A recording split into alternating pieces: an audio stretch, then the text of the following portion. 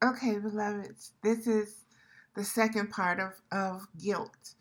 Um, I'm getting cold, and I had a feeling I would get cold. And can when I can register the temperatures like that, that means that there's a lot of spirit energy around me. And so, um, let me just take a minute to ground myself, and um, I am going to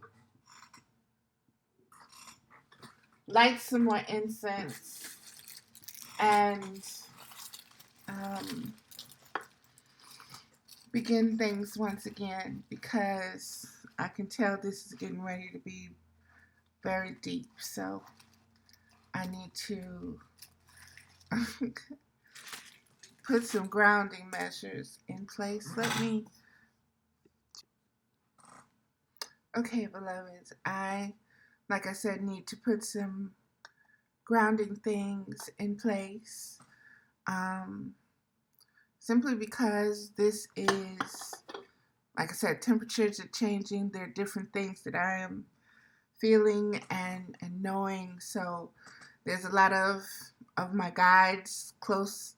There's a lot of ancestors. There's just a lot of energy present right now in this moment. And um, I am getting myself a little bit more grounded so that I can come across a lot clearer and speak about these very deep things that need to be spoken about from a very balanced frequency that is very aligned and very tuned in, and not so scattered and um, so many different emotional thoughts coming in, because this is very powerful. So there is a lot of um, information, and there's a lot that wants to be said. I'll put it that way. There's so much that wants to be said that um, we're trying to get things in order, because it's like everything, all the frequencies are crowding in at once, and it's like me, and so um, I'm grounding.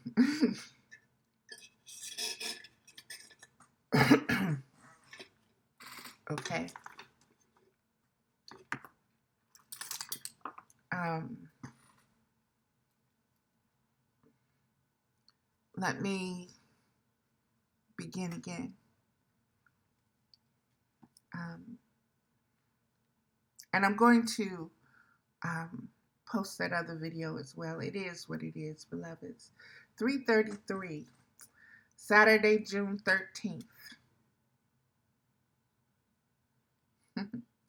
Okay. We're discussing guilt.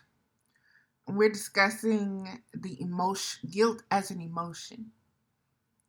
And beloveds, guilt as an emotion is the frequency that we have collectively tapped into to heal at this time um, on planet Earth, especially in the United States. Um,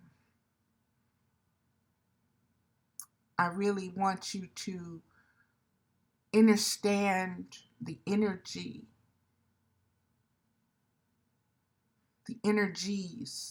that are surging at this time. And I want you to understand, beloveds, the duality of the energy.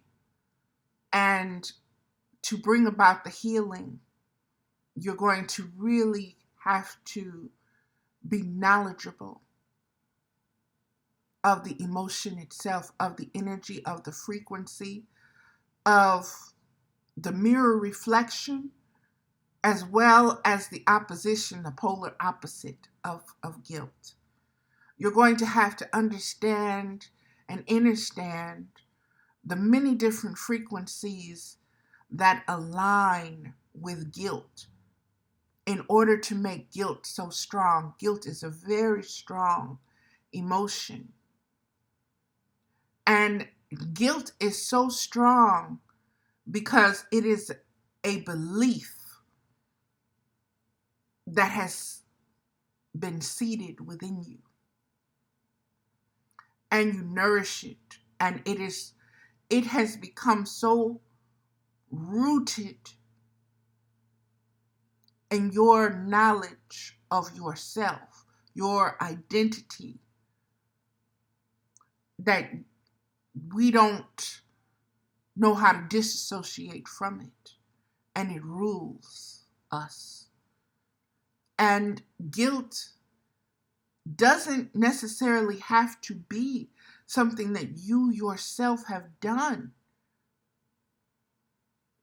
It can be something that you sense. It can be something that was done by what we consider at this point in time our race or our collective or our nationality or our culture or our family, our species. And I want you to understand all the things that guilt are associated with and how it binds you and how it holds you and how it controls you. Guilt controls you. Okay? I'm going to once again show this image of the soul in bondage.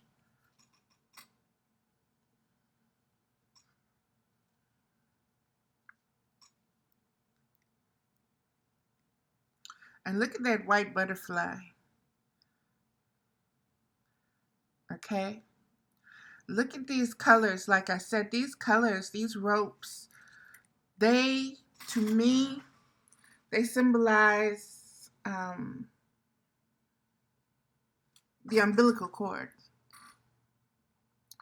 They symbolize the transition between frequencies and different energies, and these collective energies that are associated with grief, remorse, guilt.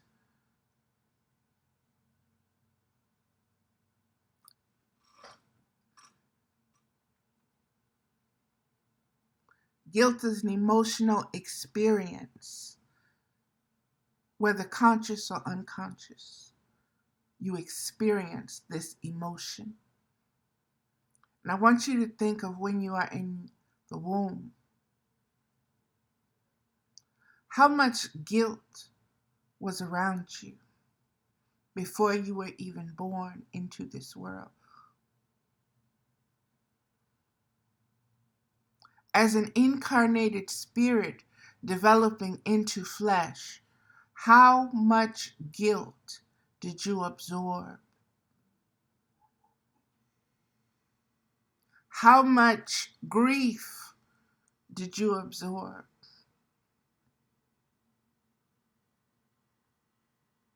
Guilt is an emotional experience that occurs when a person believes or realizes, accurately or not, that they have compromised their own standards of conduct or have violated universal moral standards. And I want you to stop. And I want you to think of a 2-year-old child that has thrown a tantrum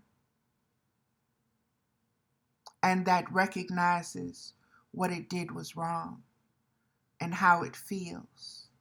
It feels guilty, or does it? How emotionally developed is that child at 2 years old to understand the frequencies that are related to guilt? That you grieve, I'm sorry, I think of my grandson, especially my grandson, Jaguar. Jaguar is such a special child because he is such an old soul. And I can still see that he is still so deeply attached to the spirit being that incarnated just as much as he is to his fleshly identity. And it is something to behold, because for the longest time he would rage. He would rage. He would just rage. And he would rage at the inequality. He would rage at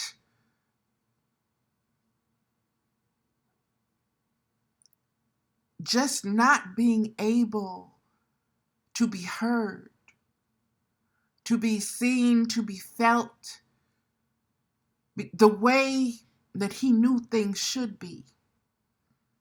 And to have to struggle so hard in this world of adults and other beings.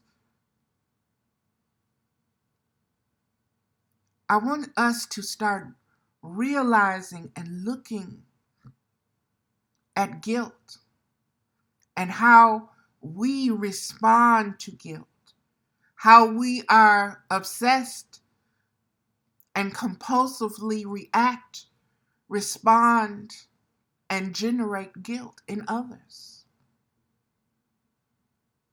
Because I can tell you from my own experience, I have been made to feel guilty. And I have felt guilty over things that I've done. And I want other people to feel guilty.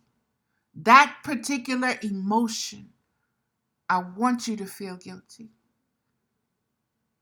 Because that's going to give me it's going to satisfy something in me. To realize that you can experience or that you have experienced guilt. And that is part of the human training. Just like we are trained to say thank you and to appreciate the words thank you.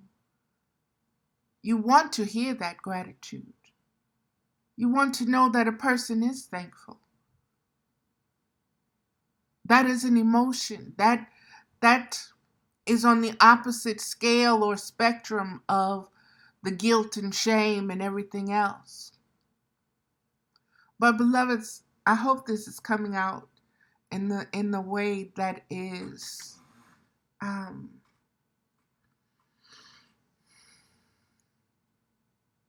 most reflective.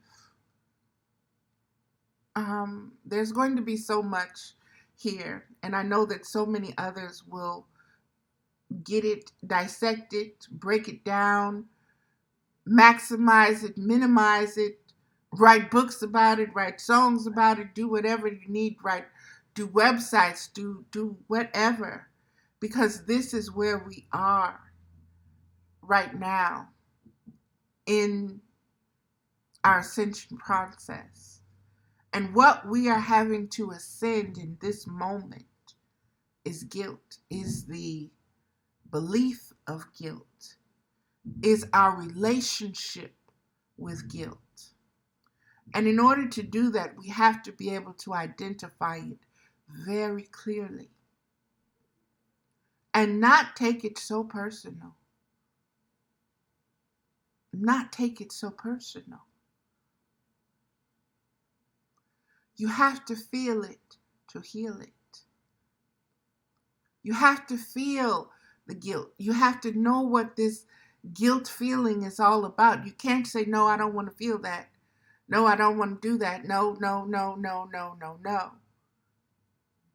That's why we are where we are right now. Because someone felt superior and they didn't feel guilty about it. They acted upon it. And it takes on and it expands because it has not been dealt with, beloveds.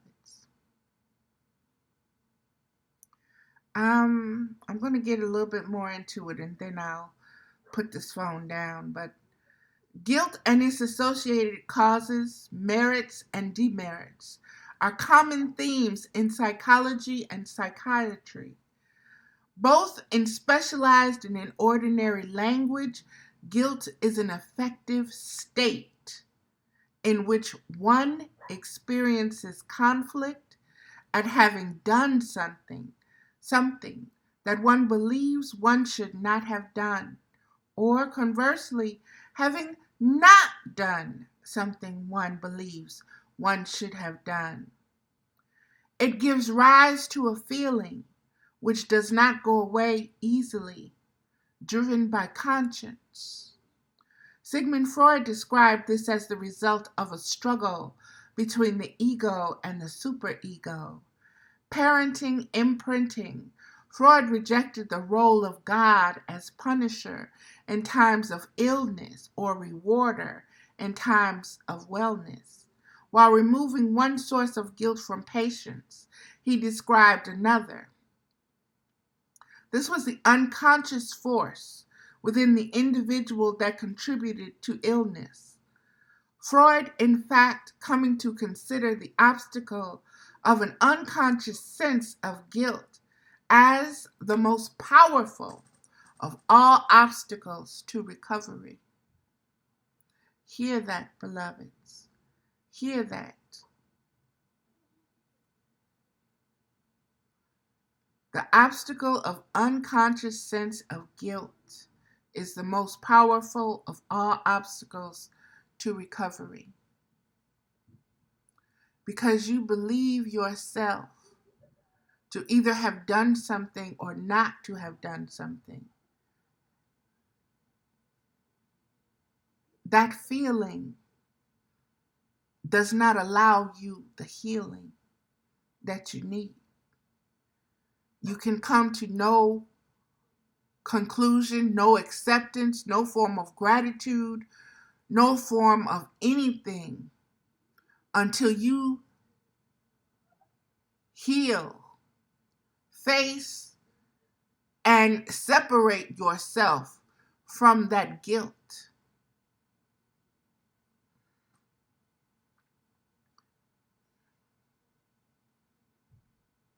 For his later explicator, Lacan, guilt was the inevitable companion of the signifying subject who acknowledged normality in the form of symbolic order. And beloveds, I know this sounds kind of deep and everything, but I want you to think about every story, every myth that you've heard, that you've ever heard, every fairy tale. And I want you to look at the roles that guilt played in each of those fairy tales, in each of those stories, in each of those characters. Whether that guilt was something they did or something they didn't do. Whether it was guilt by association. I want you to look at the value of guilt in that. And I want you to understand how iconic and how symbolic guilt is to the human conscious awareness of its own identity as a sovereign being, as a sovereign spiritual being. Remember, all of this guilt is associated to a universal moral sense that you were born with before you were taught you're a boy, you're a girl, you're black, you're white, you're this, you're that, you're la la la la la. All of this guilt, some of us can't even understand why we feel guilty. We couldn't name it. We couldn't identify it. It's not even ours. And that's because you incarnated here with it. That sense that something just ain't right. I'm an alien on this planet. I belong to another time. I belong to another age. I belong in another body. I belong in a feminine body. I belong in a masculine, more masculine body. Because there's guilt associated with the feelings around this. And like I said, all of that comes before you were born.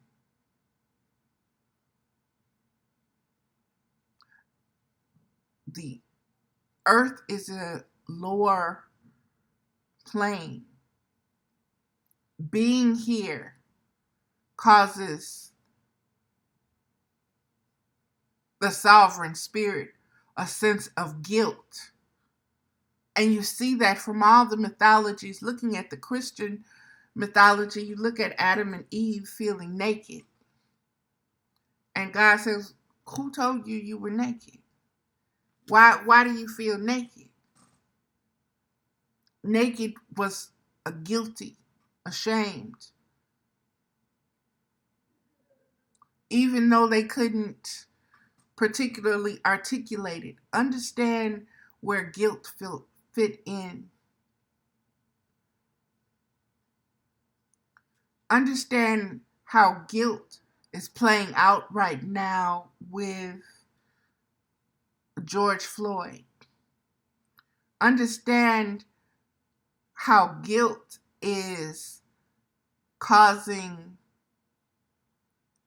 humanity to react, individually and collectively. Understand why leaders are stepping forward or stepping back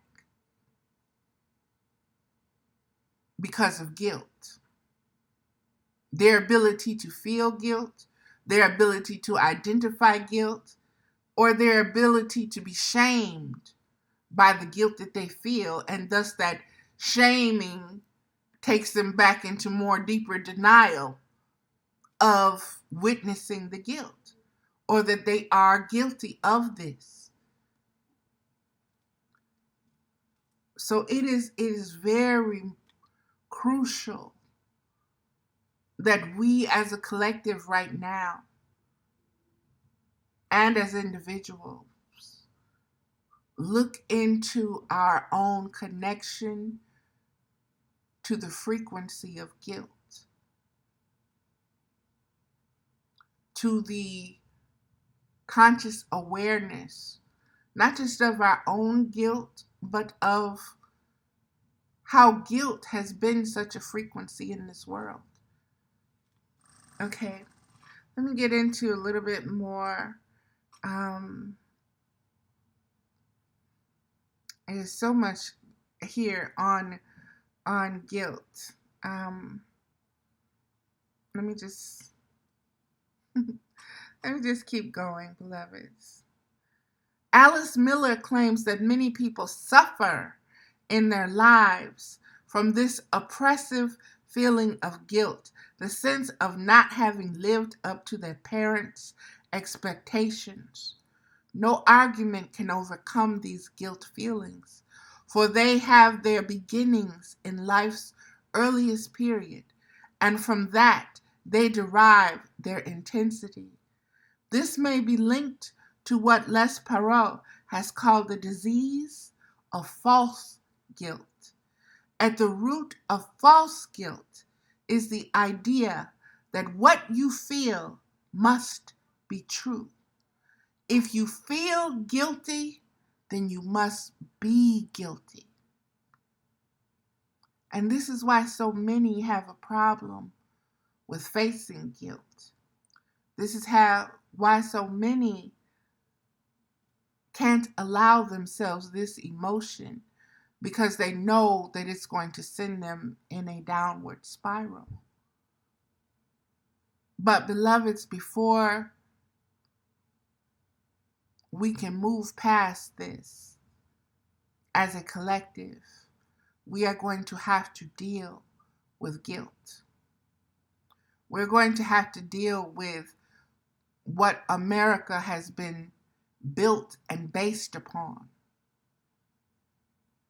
we're going to have to face those facts, those very racist facts of what colonization is, what it did, what it's done, and how it's affecting each of us on a daily basis.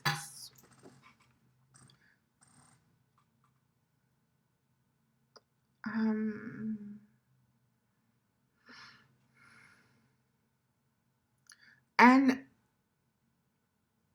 beloveds, it's coming up to that, to understand how deep-seated the cycle of guilt is, and of passing that on.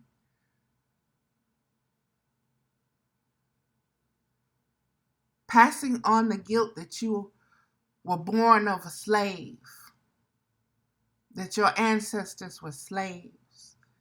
That carries guilt, that carries shame. But then on the opposite side of that, you have those that refuse to feel guilty, refuse to feel shame or grief at the affliction that was caused by their actions. And those same disassociative tendencies towards those feelings is passed on genetically as well, and taught.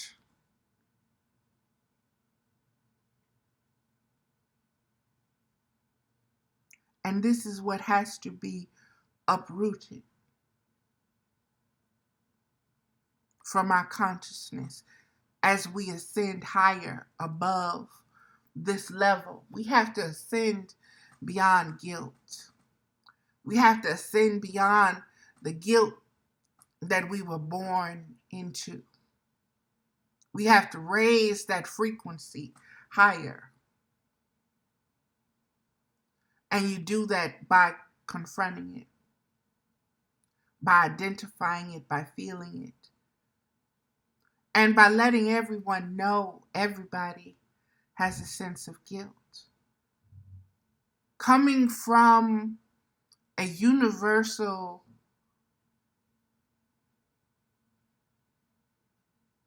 divine perspective and incarnating into this flesh diminishes and instinctively you feel guilt because you have been diminished.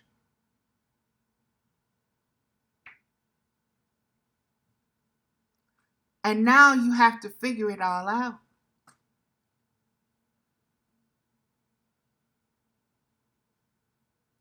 Allow forgiveness for yourself. See, we feel this guilt and we deal with it in our own many ways, various ways. What do you think addiction is about? It is about pushing the guilt away. It is about not feeling the guilt, not associating with it, not remembering it, not being tethered to it, not being bound to it. But you know that as soon as you're sober, you're right back there. Or even while you're high, in that altered state of consciousness, you're still dealing with guilt on some level, on some basis.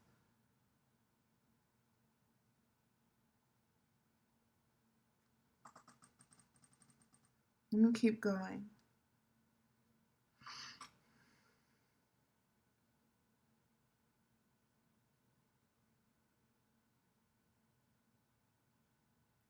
And the lie If you feel guilty, then you must be guilty. So you have this prejudice against your own self. You have this condemnation and this righteous judgment, this universal moral sense, and you have already condemned yourself. And your actions are just showing that. Your behaviors are showing that. Your depression is your grief state over your own guilt and shame that you have convicted yourself with. And that is because you have fallen so far out of conscious alignment with unconditional love that you're in a state of denial. And you have become not only the prisoner, but the warden as well, the executioner as well, the tormentor and the torturer as well.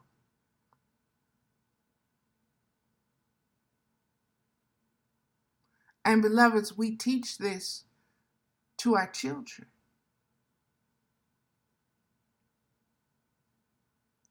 They come here from the womb feeling guilty.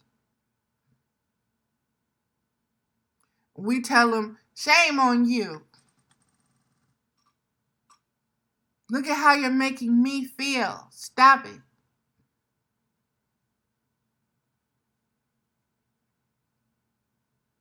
We have so much correction, so much healing that needs to take place around this frequency. Let me keep going. And my phone keeps, it's the energy. It's just the energy. The philosopher Martin Buber underlined the difference between the Freudian notion of guilt based on internal conflicts and existential guilt based on actual harm done to others. Baby, that's so deep. That is so deep. Your own notion, your own understanding or thoughts regarding your own internal conflicts and acceptance of guilt as this is who you are. And this is just how you are. And what that allows you to do to others. What that allows you to do to the earth herself. What that allows you to do to the animals, to the water, to the air.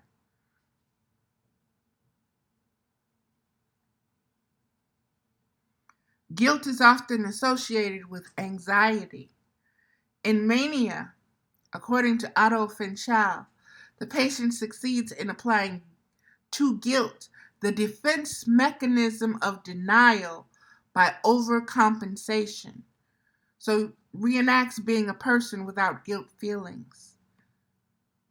We see that in Trump, the overcompensation. And the rational people say, well, why does he keep doing the same thing? Doesn't he know? This is a 70-plus-year-old man. You think he don't know? He's overcompensating for the guilt.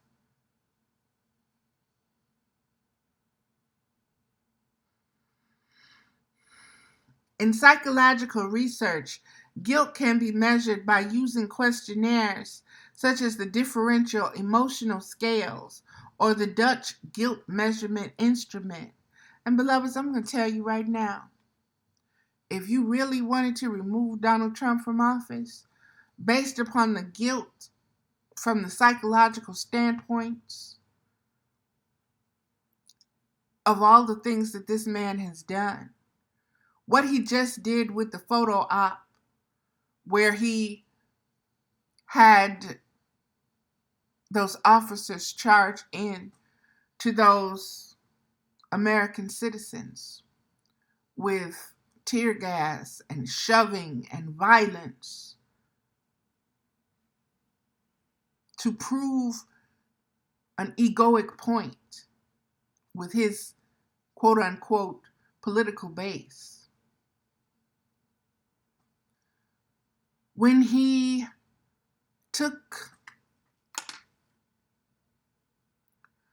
allowed the Turkish and the Russians to do what they did to the Kurds, for the blood that was spilled, and for him to say there's no guilt.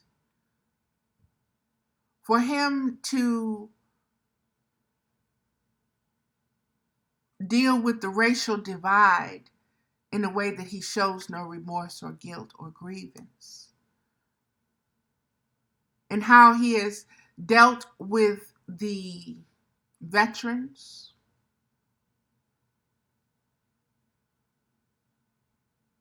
how he has dealt with the seniors, how he has dealt with those who have lost loved ones, how he has dealt with those who have endured natural storms,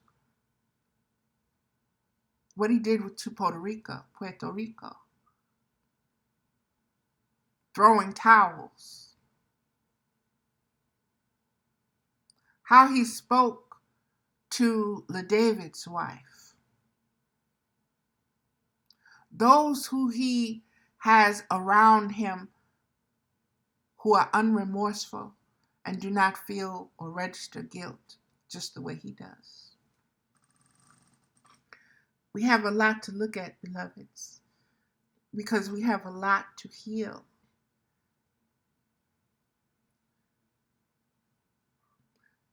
Okay, this speaks of defenses. Defenses against feeling guilt. Defenses against feeling guilt can become an overriding aspect of one's personality. The methods that can be used to avoid guilt are multiple. You can become so defensive about protecting yourself from feeling the guilt that you already feel it. You already know it exists within you, but you're going to defend it.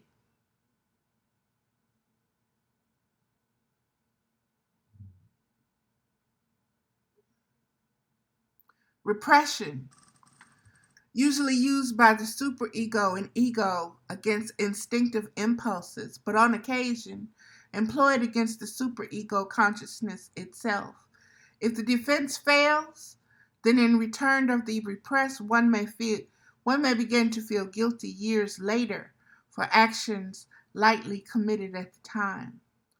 So this is repression. You ain't gonna allow yourself to feel it right now. You'll feel it later. I'll deal with that later. I'll deal with that karma later.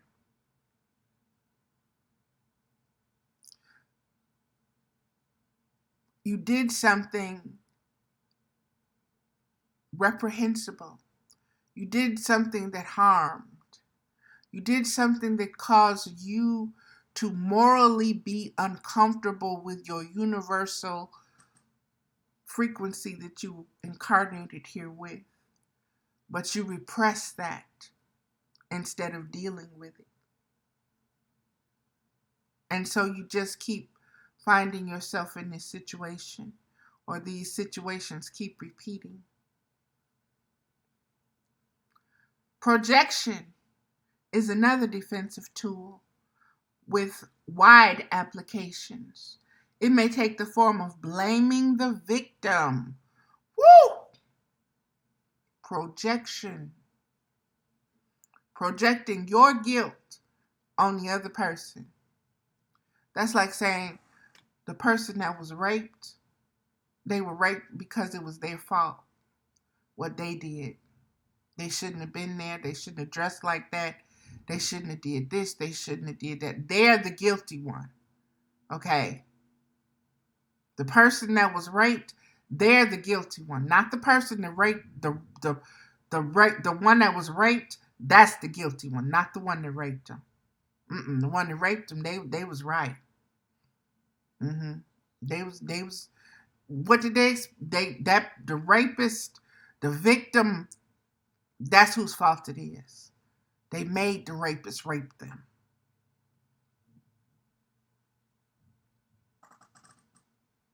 That's projection. It may take the form of blaming the victim of someone else's accident or bad luck, may be offered criticism.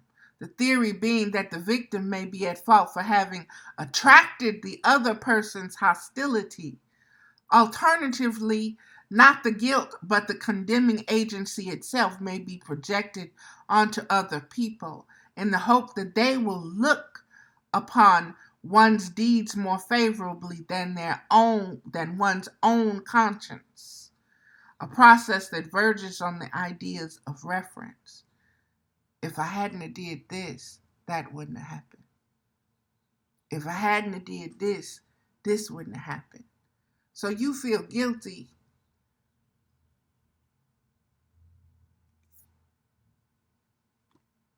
if I hadn't have been born black, none of this would have happened to me. If I hadn't been born a woman, none of this would have happened to me. If I hadn't been intelligent, I wouldn't have understood this the way I did, and everything that's happened to me is my fault because I was intelligent. I could see.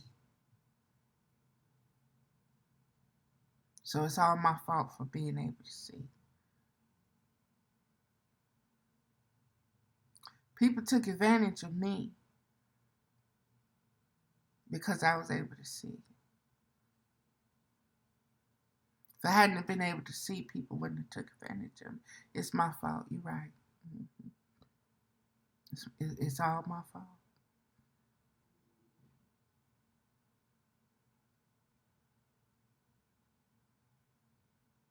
I expected people not to take advantage of me.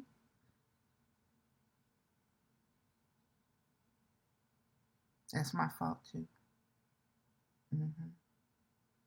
Surely is. I'm stupid.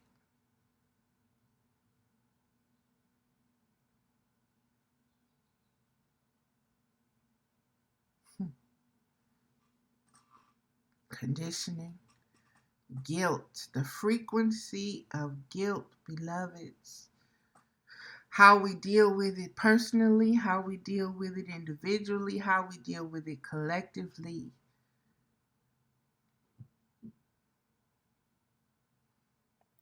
Sharing a feeling of guilt and thereby being less alone with it is a motive force in both art and joke telling. While it is also possible to borrow a sense of guilt from someone who is seen as in the wrong and thereby assuage one's own. Do you know how many times I've made fun of myself? How much of I've been in a guilty state and made light of some situation.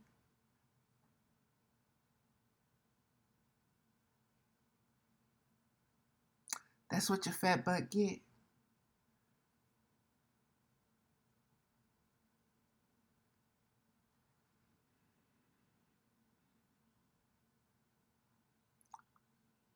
We tune in and we align ourselves with this frequency of guilt.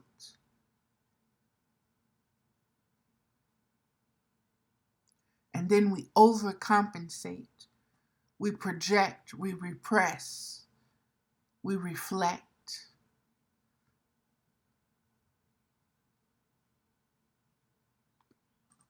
Guilt, guilt, guilt, guilt, guilt. Guilt by association. The higher the frequency of guilt, the more satisfaction or sense of satisfaction you get for your belief of who you are, what you've done, what you represent, how guilty you are.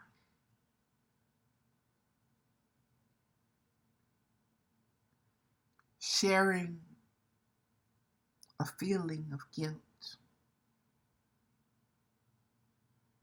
and thereby being less alone with it.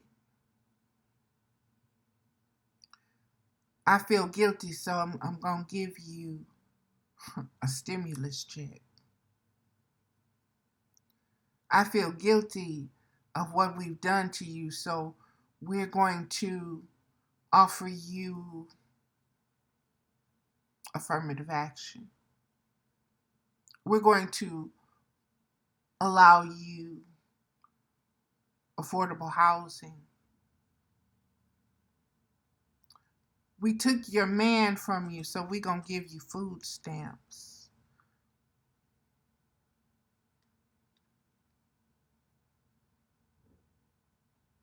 We did commit genocide and take your land, so we're going to give you these reservations. Oh, you guys are not doing good over there on the reservation?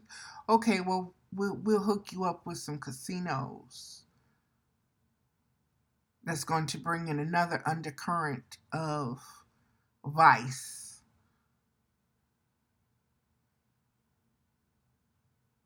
That's going to bring in a whole nother level and frequency and vibration of guilt.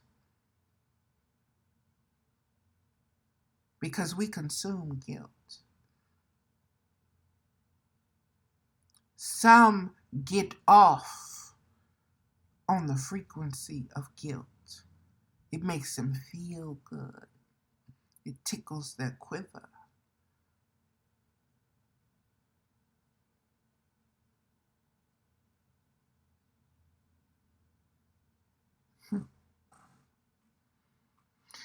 Let me keep going.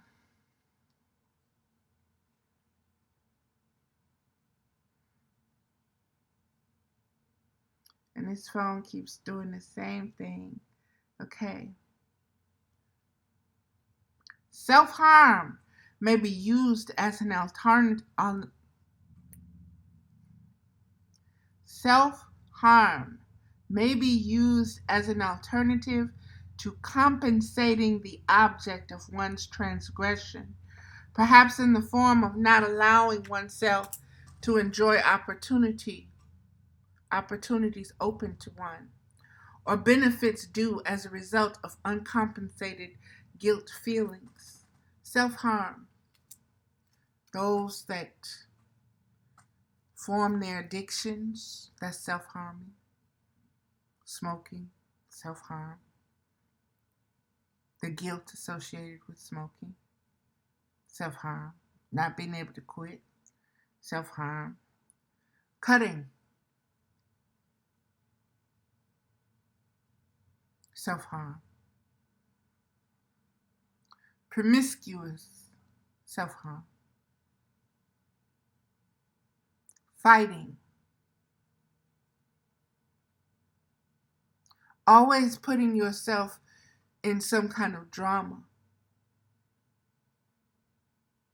because you need your guilt fix and you need to defend that guilt.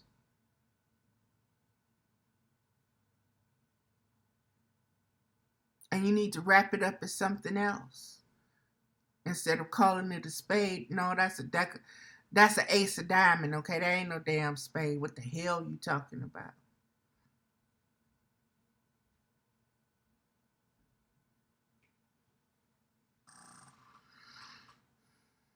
The soul is in bondage to guilt.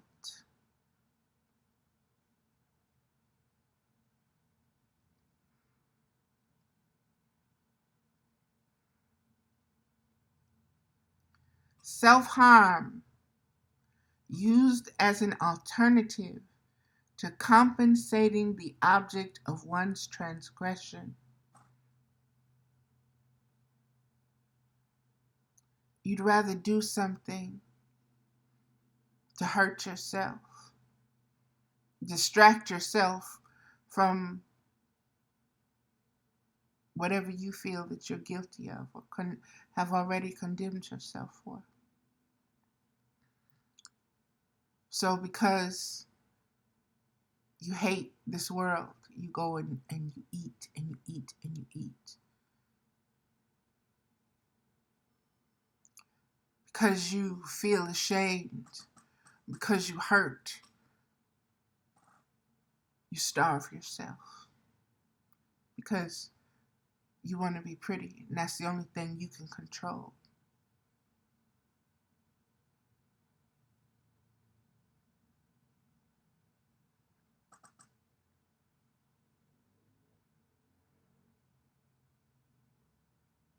You keep getting in these abusive relationships. You keep going back.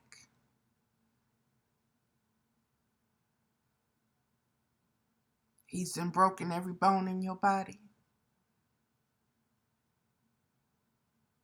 And you go back.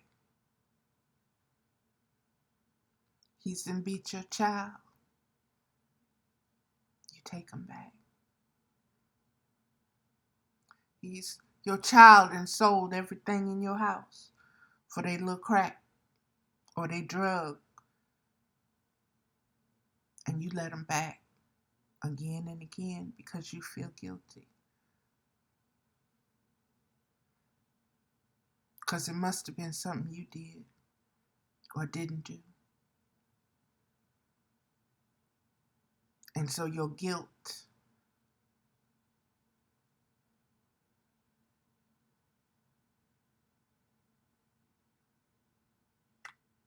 allows you these feelings. Behavioral response. Feelings of guilt can prompt subsequent virtuous behavior. People who feel guilty may be more likely to exercise restraint, avoid self-indulgence, and exhibit less prejudice. Guilt appears to prompt reparatory behaviors to alleviate the negative emotions that it engenders. People appear to engage in targeted and specific reparatory behaviors toward the persons they wronged or offended. Because you wronged or you offended someone, your guilt doesn't allow you to go and re-victimize that person. Or your guilt, you are more giving to that person. You are more open to that person. You will sit down and have more patience with that person. You're more giving to that person.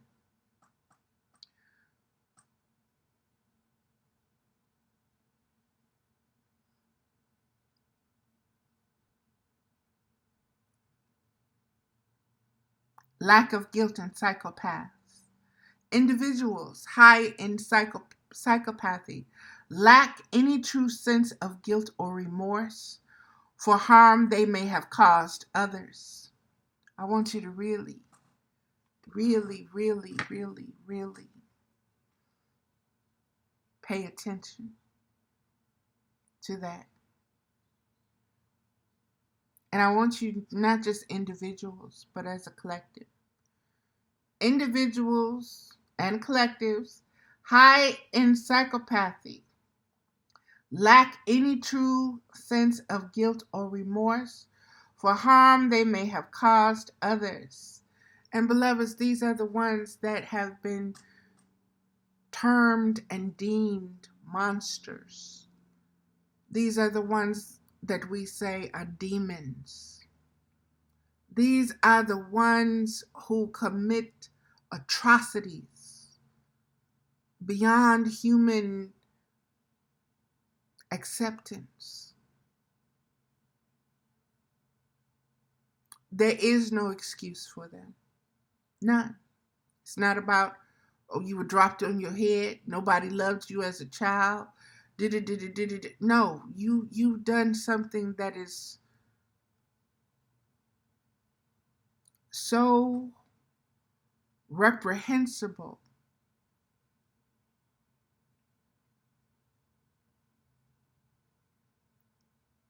And the fact that you don't feel guilt, you are unable to feel guilt, allows you to do things that people who can feel guilt would not do, simply because the feeling of guilt would stop them. The feeling of shameness would stop them, slow them down, deter them. But with a psychopath, they have no connection to the feeling of guilt. They have no connection to the sense of remorse, to the sense that they've done something wrong, that they need to grieve. That there's no connection to that. There's a total disconnect. And these beings exist.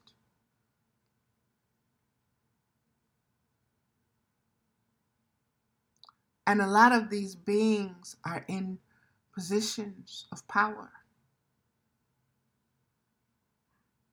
And they are allowed to stay in power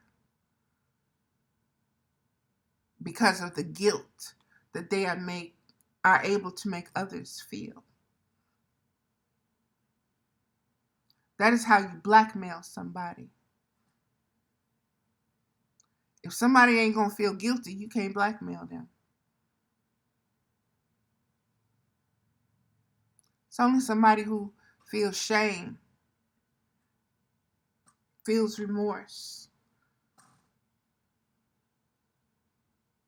that you can bully into doing something wrong or being silent.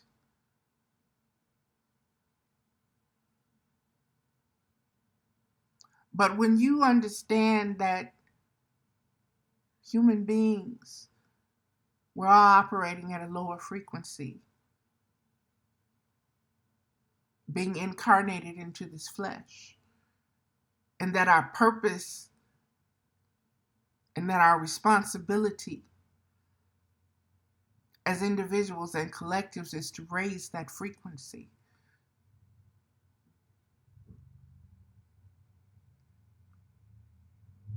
Once we get there, we will not allow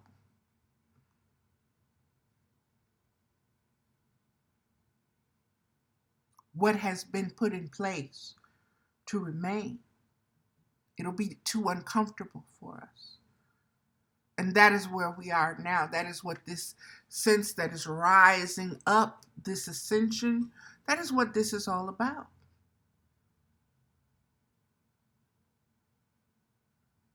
Those who have been slaved and enslaved are saying, I am no longer going to hold on to this guilty consciousness for being a slave, for being enslaved,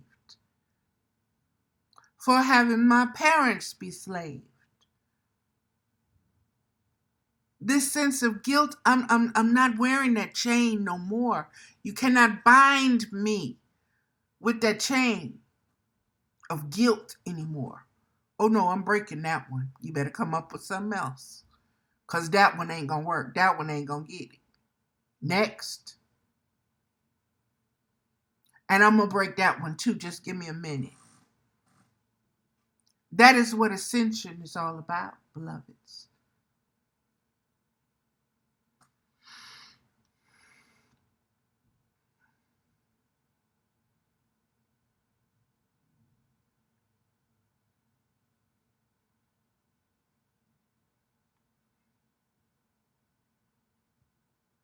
A person with psychopathy has a tendency to be harmful to himself or herself and to others.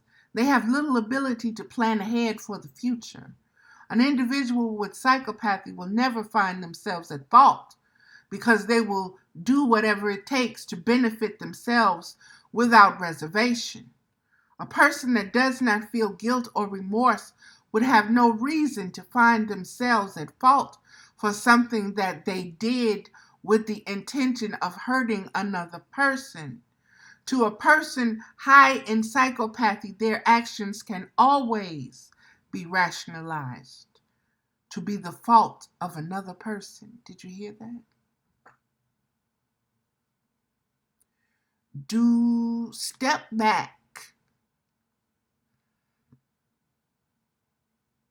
and really hear that in regards to what is going on individually and collectively that is playing out in front of us as a frequency, as a vibration, as a tendency, as a lesson, as a life simulation that we are all taking part of. That we're all in this classroom and we've got to pass this test on, are we getting this yet? What is to be seen in this university of life? What are we getting from what is taking place right now? What are we learning about guilt? Because guilt is the major lesson that is in all of this. It's not just the guilt of that police officer that put his knee on George Floyd's neck. No. That guilt runs much deeper than that. And that is what is surfacing. And there are some people that, okay, that's over with. The police are being dealt with. Let's move on. No. No. That is just the surface. What we see that rose above the surface. The guilt that is involved. And we have to remove all of that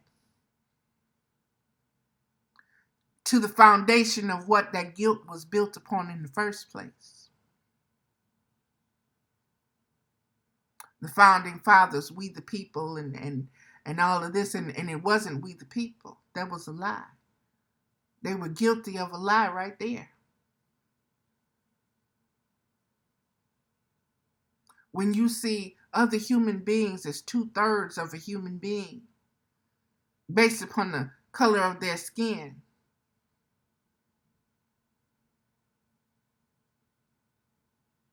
and you want to give justice to one, but not justice to the other, because you see one as being human and one as being less than human, and you have no guilt in that.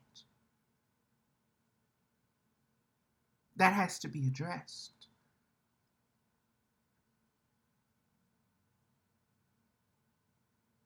That has to be healed. That is a wound. Gangrenous, gaping, generational wound.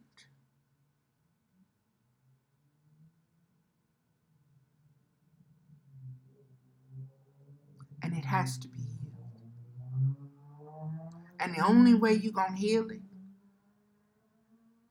is to stop pretending that it don't hurt or that it's not there. You know how we have, and I'm one of them, don't want to go to the doctor, be sick as a dog, don't want to go. I don't want to go. Ain't nothing wrong with me. I'll get over it in a couple of days. Take your tail to the doctor. Expose it down to the white meat. Let it be seen. If it's funky, let it be smelled. Let it be disinfected. Let what needs to happen happen. Air it out. Spread it wide open. Let everybody and their mama see it.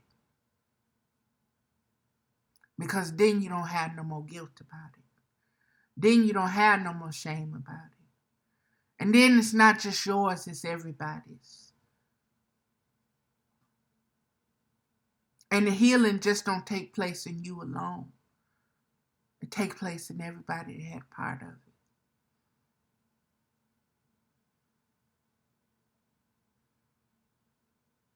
Consciously or unconsciously.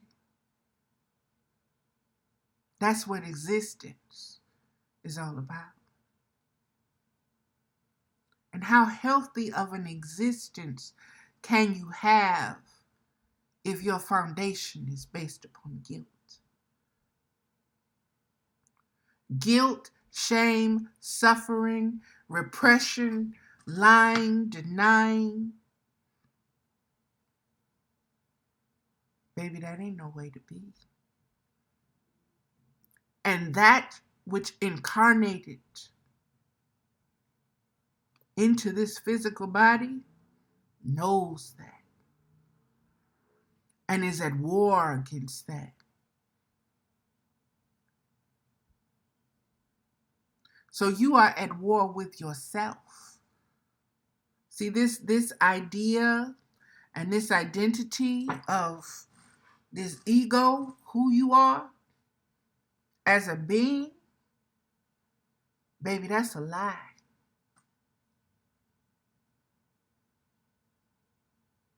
That's a lie of politics, history, principles, and principalities to keep you into subjection, to keep your soul repressed, depressed, so that it can be led around. So that you don't realize yourself. Excuse me. So that you don't realize yourself as a spiritually sovereign being that incarnated here to shine, that incarnated here to make changes,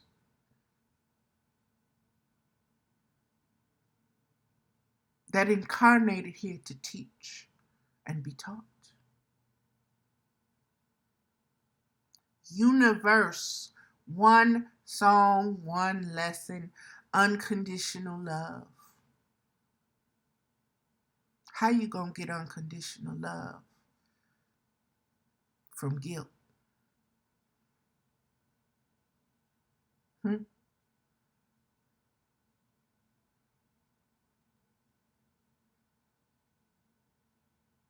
Where do that fit in at?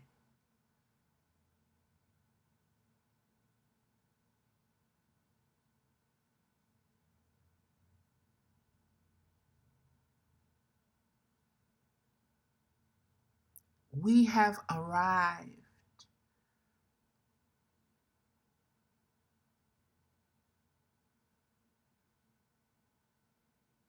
at what we understand and understand as an age in time where our consciousness is being able to be refilled with what we have spilt, lost, bled out, cast out.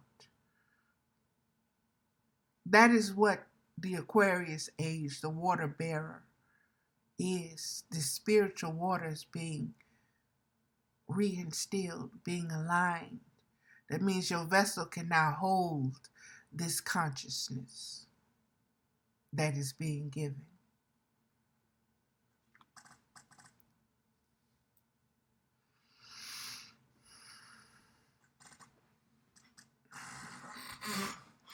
So let go. Let go of the guilt for not being able to hold it. This awareness, this conscious awareness before this moment. Everything that has happened up until now needed to happen to get to this point. Whether you call it paradox of existence, contrast, yin and yang is necessary. You got to have those two pieces of flint to strike together to create that spark.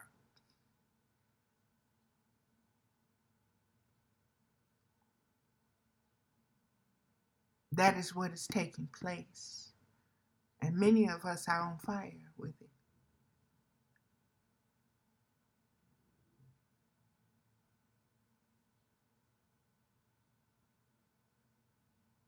And it's going to keep building. It's not going to go out, so don't worry. Don't worry about that, beloveds. Don't worry about it not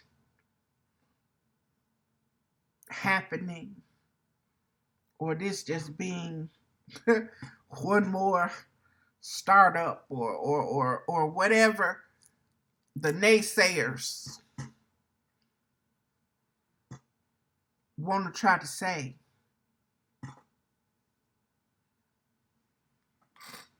Understand and know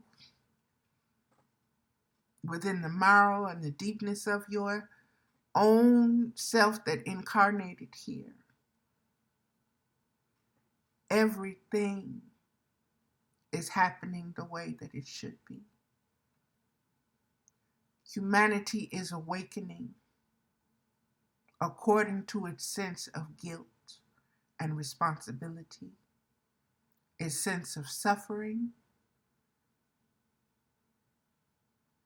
its sense of seasoning, and its sense of discontent at what is, what was, and what will be, if changes are not put into effect.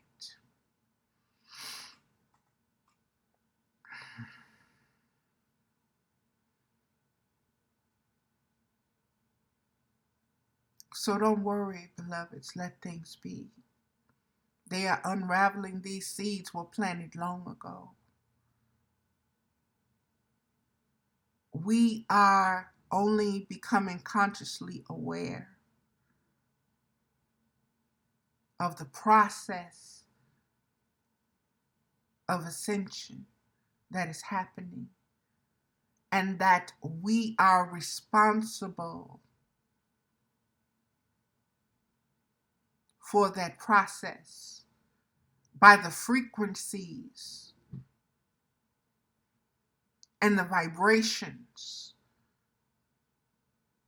that we manifest and that we create with our own thoughts, our own feelings, and our own beliefs. What we allow and what we deny. That is what sovereignty, that is what spiritual sovereignty. So many of you want to escape the word spiritual, when I want you to understand why you run from that word. Because that word is what you are at your core. You are more spiritual than you will ever be human.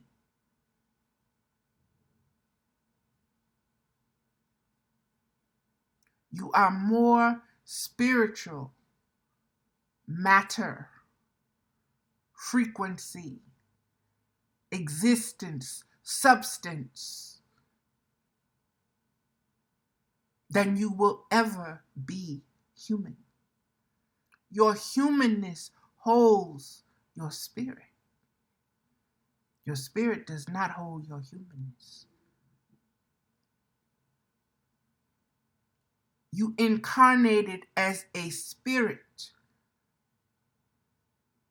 Your spirit incarnated as a soul once it became united with the flesh. That is what a soul is. A soul is a spirit and flesh joined together, unification. That's what a soul is.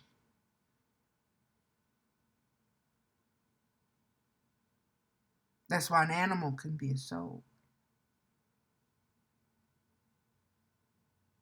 Not have a soul, be a soul. A soul is something you are. You is. It's not something you become or you grow into.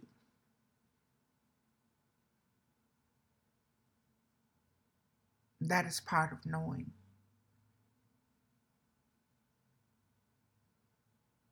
Yourself at a much deeper level. Understanding the spirit of who you are. That is the true true identity that incarnated, and it has no name, has no beginning, it has no ending.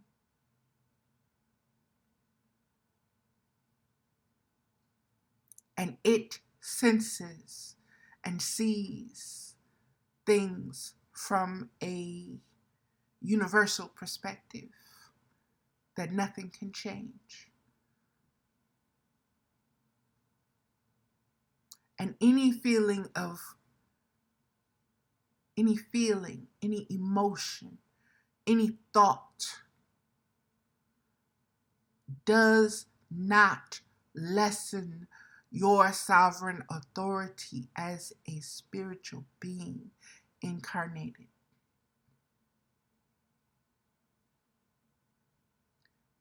We have to stop feeling guilty for being human and feeling human emotions.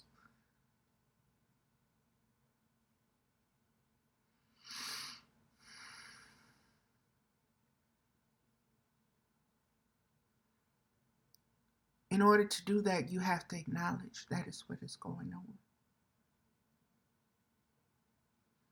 You have to acknowledge that you are existence, that you had no beginning and no ending.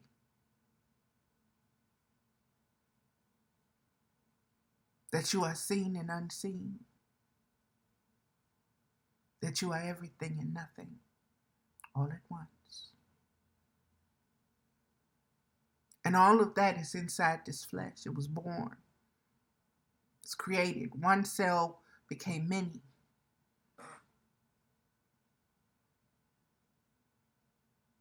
And then what was formed was given a name. It was called female, based upon how it developed outside and inside. And that all have male and female. And so the outside doesn't necessarily mean represent what's inside. And there are going to be many different frequencies of those unions of male and female and how they play out. Just like the diversity of the same flower. How many different variations of a rose is there? Not just color, but shape, size, petals, smells. But it's still a rose, baby.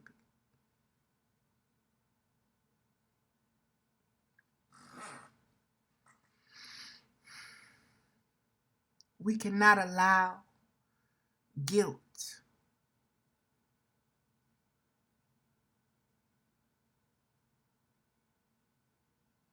to overtake our sovereign authority. As sovereign beings, we have to take control of our feelings and our thoughts and our beliefs because they have run amok and they have caused chaos. But instead of feeling guilt for that, allow. Chaos served its purpose. Your part in the chaos served its purpose. Forgive. That's unconditional love. Extend it to yourself and others, even if they don't want to take it. Even if they can't. And if they don't understand that it's their guilt, conscious or unconscious, that will not allow them. And just let them be, because they growing at their own pace. Let them grow at their own pace. Because the lessons they got to get, they got to get. And some of them are hard and some of them are easy. And some lessons we make harder on ourselves because we reject the truth of them, because they go against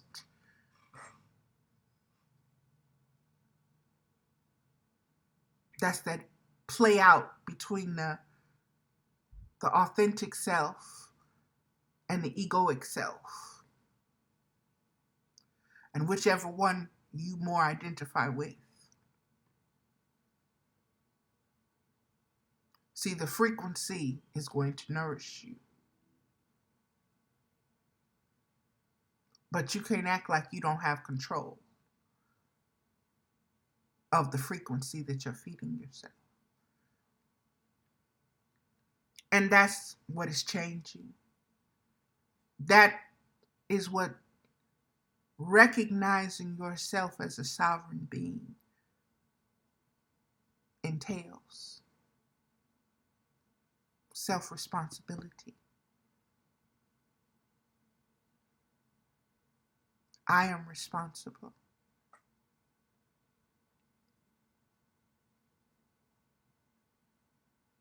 I am responsible for myself as an individual. And I am responsible for my frequency and my vibration within the collective.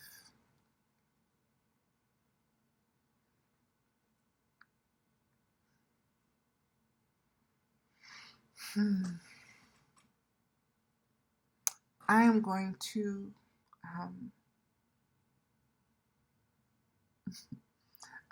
stop now, beloveds, and I'm going to do some cards, and I'm going to do some other things simply because right now the spirit is so strong, the energy is so strong, the need is so strong right now within me to share, to give, and to receive these downloads and insights and revelations within myself, because it's always an exchange. It's always an exchange of love, unconditional love.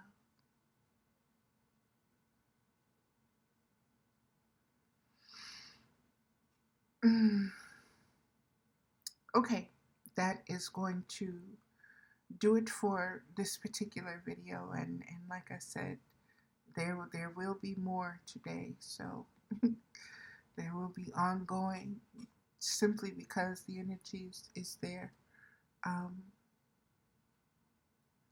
So it is what it is, beloveds. It is what it is, and namaste.